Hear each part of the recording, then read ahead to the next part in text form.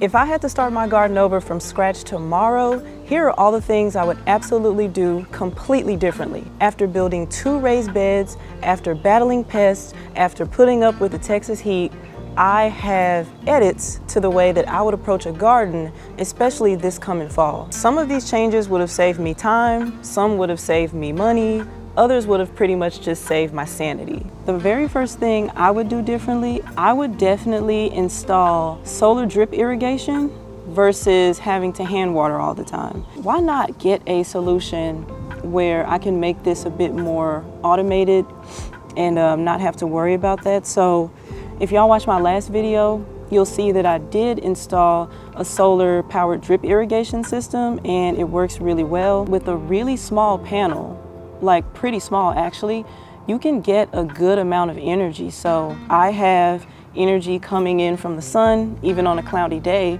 It's hitting the solar panel, that is being translated into energy, that is powering the system controller, which has the water pump in it, which takes water from my rain barrel and into my garden beds via a tubing system that has little drippers that I put next to the root zone of each plant. If I had to do everything over again, I would only use solar powered drip irrigation.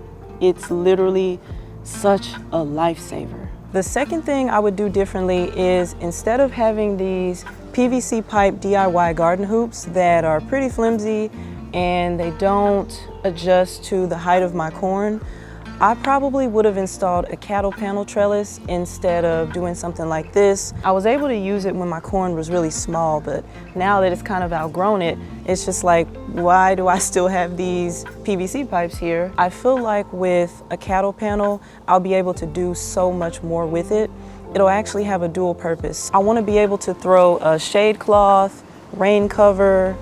I want to be able to grow watermelon on it, so if I have anything that's vining, I want to be able to put the watermelon vines and like train those along my cattle panel, cucumbers, just anything that vines. I want to be able to use something that's dual purpose to where I can use it to protect my plants from the rain or the sun, but also have them climb along the trellis as well. So installing something like that will definitely be my next big project here in the garden. The next thing I would do differently is start some of my plants indoors versus direct sowing everything outside at pretty much the same time. Honesty moment, y'all, I was lazy this growing season. When it came to actually planting, it did not compute in my brain why I would need to start seeds indoors when I could just directly put the seeds into the soil and be done with it, y'all. I just did not get it. Now that I'm almost done with this growing season, I understand why it's so necessary. The main benefit is that I get to protect my young seedlings from the crazy Texas weather for as pretty much long as I need to until the weather is stable, and then transplanting becomes a good idea. It's also going to allow me next season to fast track my harvest time. By basically getting started indoors, I can make sure that I'm still growing even if things aren't outside. So basically, I think this season I did a lot of waiting. I was like, okay, am I far enough from the last frost date? Am I far enough from this crazy rain that we're having? And by me like kind of waiting and pushing back my my planting time, it reduces the amount of time that I get to eventually harvest crop, right? Another benefit is keeping pests away from my plants for longer. I didn't know this when I first started, but when pests are most active in my garden, it's because my plants have developed new, tender, fleshy leaves. And apparently those are tastier to them, more nutritious, because the plant is really prioritizing growing those new leaves. And I feel like starting plants indoors is a great way to combat some of that because they can't get to them. The fourth thing that I would do differently, I would go with wooden raised beds instead of using these metal raised beds that I have. Now, the reason that I got metal beds in the first place is because I was fascinated with this idea that they could potentially last forever, right? 20 plus years. I just didn't like the idea of, after maybe 3 or 4 growing seasons, having to replace my garden beds simply because the wood rotted or termites ate them up or whatever the case may be. The edges of my raised beds are way too skinny. I can't attach anything to them. And when they're wooden, I noticed that the edges aren't super thin like mine are. Like, they have this thickness that runs along the sides where if you wanted to, you could drill in and pretty much anchor any material I want to be level with my plants currently. And then I get a little bit more height to any structure that I'm trying to build above my plants. Specifically when I'm thinking of adding a cattle panel trellis that domes over into the sky and covers my plants. The 5th thing I would do differently in my garden is I would plant everything that I'm using to attract pollinators and repel pests. I would plant those things early in the growing season, like probably even before I plant my main crops that I want to harvest and eat. The reason being is I did not realize how soon pests will come after my plants. Now I know it's dang near immediately. I was primarily using marigolds for pest control, but the only issue is that they take so long to bloom, y'all. I planted my marigolds in April. I started seeing flowers probably a couple weeks ago, like early June. So obviously my plants have been getting eaten up from April to mid-June. In the meantime, I did use a garlic pepper onion spray that once I sprayed that on my plants, I didn't get new pests coming back. Not the super detrimental ones anyway. I would also practice succession planting this next time around, not just for my crops, but for my marigolds, right? I want to make sure that I have a steady supply of marigold blooms to protect my plants. So even though I'm going to get started with sowing them like a month before, in that month, I'm probably gonna have 2 sowing periods at the beginning of the month, and then 2 weeks later, I'm gonna sow even more seeds so I can kind of get that staggered bloom effect. Number 6, if I had to do things differently, I would absolutely let it rain on my plants way more than I did.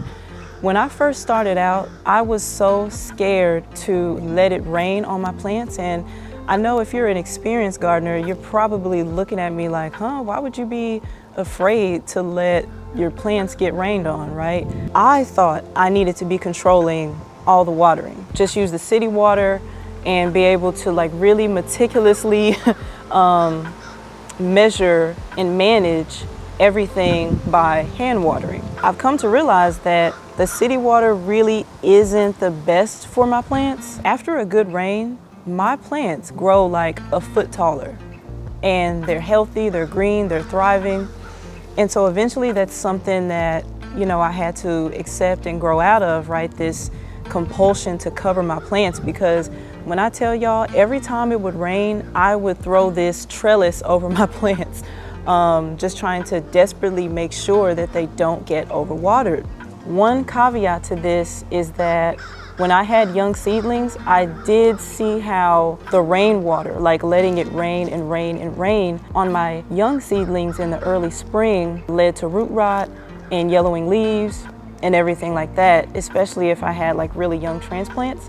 So that is something that I'm gonna keep in mind for next year. But you know, when my plants were established, comfortable where they were, a little bit older, yeah, they soaked up all of that rain, no issues, no problem. Number 7, in my next growing season, I definitely want to keep a planting journal so that I can keep track of everything that I've been doing in the garden. I did kind of pick this habit up towards the middle of the growing season. Timing is such a big part of gardening, and I didn't realize that. For example, it would have been really helpful if I kept track of all of my planting dates, all of my germination dates, all of my fertilizing dates, because all of this is going to inform the care that I need to give my plants later on, whether I need to start watering less aggressively, or I need to start pruning, or whether it's time for me to fertilize again after the first fertilization, and what method I need to fertilize in, right? Like, If I started real nitrogen heavy with the first fertilization, I can make a note that for the second round of fertilization, I need to use a fertilizer that has more phosphorus and potassium in it so I can focus on fruit development, root development, things like that. Number 8, y'all, I would definitely prioritize growing herbs way more than I did this growing season. I'm not really a huge fan of growing herbs. I'm a little impatient. They take longer to germinate and pop out of the ground.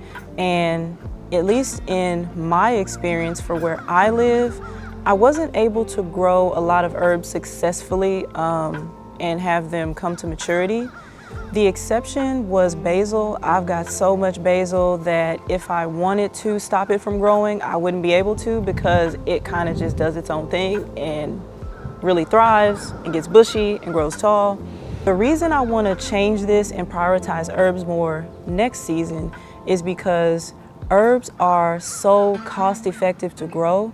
I know if you're like me, if you go to the grocery store and you get some herbs, you probably end up paying $10 and you'll get this little plastic container that only has like 10 leaves, right? If it's basil or whatever. And it's like, dang, I really just paid so much money. But between my 3 basil plants, I've probably grown like 100 leaves of basil that I can use, and that practically costs me nothing. Number 9, the very last thing that I would do differently is before I start planting anything, probably 2 months before I want to put anything into the ground, I would get a soil test done to figure out how nutrient dense my soil is and if there's anything missing from it, like calcium, phosphorus, just anything that my plants need to get the full nutritional benefit from my soil.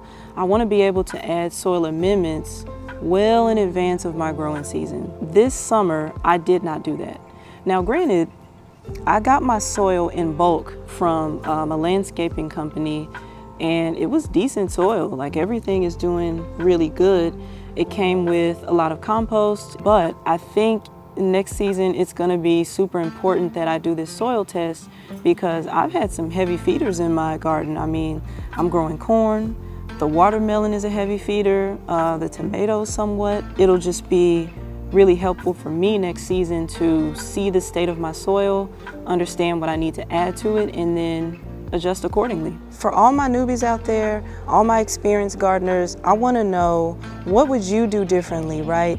If you have 1 growing season under you, 2 growing seasons under your belt, what are some of the things that you notice were huge mistakes or even small mistakes that in this new season you would correct? I would be so curious to know because I'm trying to do things way better next season. So help me out, do me a big favor, leave me a comment, let me know what to look out for. Y'all are really good for that, and I definitely take all of your advice, all of your wisdom, and until next time, happy gardening.